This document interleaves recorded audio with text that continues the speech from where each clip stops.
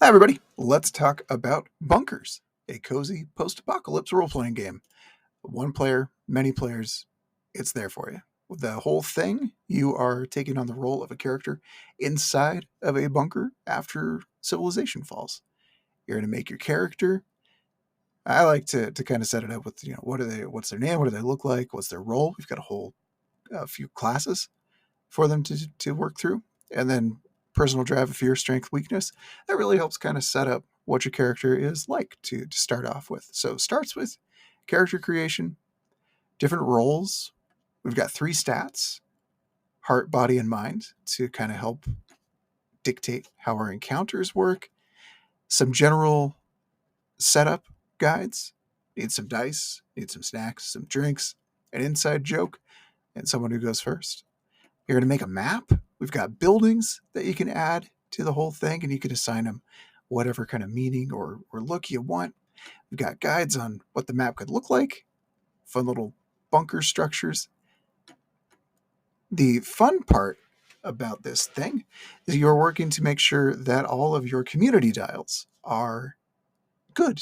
You're going to get them as high as they can. Once you hit 10 on 4 of them, you win, but the game can really go on as long as you want and need it to. So you're going to monitor your dials for food, energy, and supplies, for tangible stuff, and then intangible stuff like tradition, morale, and infrastructure, which, yes, is physical, but it's the emotional toll of infrastructure that we're talking about here, I guess, is how we want to word that. Your starting map will kind of set how your dials are going as well. So should work out. The game itself, the goal of the game is to ensure the bunker is serving those who live in it. It's all about community. It's all about working together to face the post-apocalypse, to become a better place, better than what the world once was. It's a community-focused, community building, making sure that everybody is helping each other out. And your characters are pivotal to make sure that all of that can happen. So we've got build the map, roll up some NPCs. We've got a character making guide here. Each of your roles is going to have stuff. You're going to get different bonuses to your body, heart, and mind stats. Lots of stuff there. Your characters can level up. When you level up, you pick a stat boost, so you can go up to +3 on any of these. You can gain a new feat. You can create bonds with NPCs or your buildings or special places or events within the community itself. And what I really love about the system we've got going here is that you only level up through failure. So yes, you can get up to +3 on each of these, but if you stop being challenged, then you're not learning, you're not growing. So you've got to kind of balance all of that as you level up and make your character cooler over time. Some feats here. We'll scroll some bonds as you build bonds with the NPCs throughout the bunker, or all of that. You'll read the rules. It's coming, so it's there. But this will allow you to kind of help the community members grow and get stronger as well, and be of more assistance to make sure that your goals can be met. Through your failures, through failures, there we go, that's a much easier way to say that, your community itself levels up as well. So you get for every time there's a level up, you can pull a dice out of the community dice pool.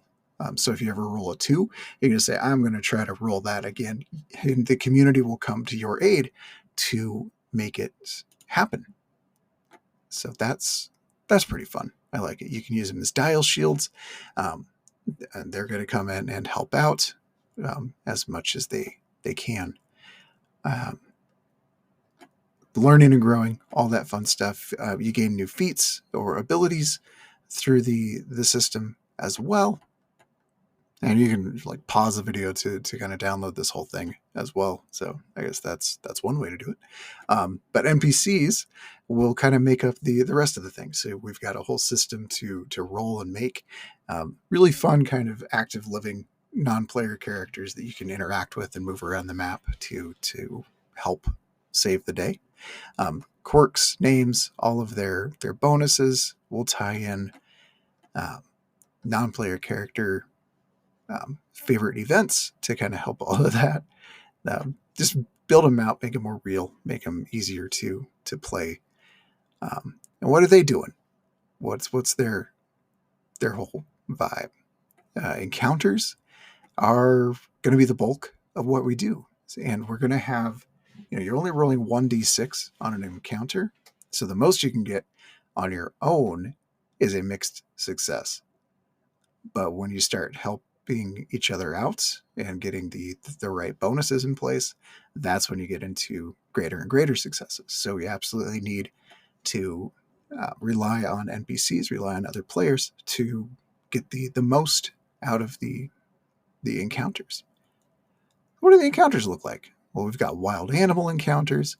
You pick your table, you roll your dice. That's the encounter that you try to solve, or address, rather, with your team. Then you find out how well you addressed it through rolling that dice. And all of these different stats are what you will actually add to the roll. So if you're doing everybody spends a day watching a turtle swim around a reservoir lake, you're like, hey, cool, let's go do that. So you roll your dice. You're going to add your body bonuses, because that's an endurance test, watching a turtle swim around a reservoir tank. And if you succeed at that without any incident, let's say you roll your dice, you roll a 5, mixed success, you've got +3 to body throughout the entire group. So you've got 4 other players, let's say, and each of them provide +1 to body. You add all those in, and then you get your great success. And then all of these dials go up, and we'll work on kind of making sure that those fit properly. Work orders, you're going to go around helping the community. We do have some crises that might pop up if you choose that. You can't pick the same encounter table twice in a row. Festivals and events, different discoveries, loads of stuff. We've got item tables, we've got character sheets, we've got your food dials, we've got everything you need right there to play this fun little game that is all about learning how to help each other and do some cool stuff.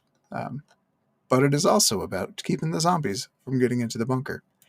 If you so choose, you can do that too. So that is an overview of bunkers. I'm excited to get it out to you all, to see you play it.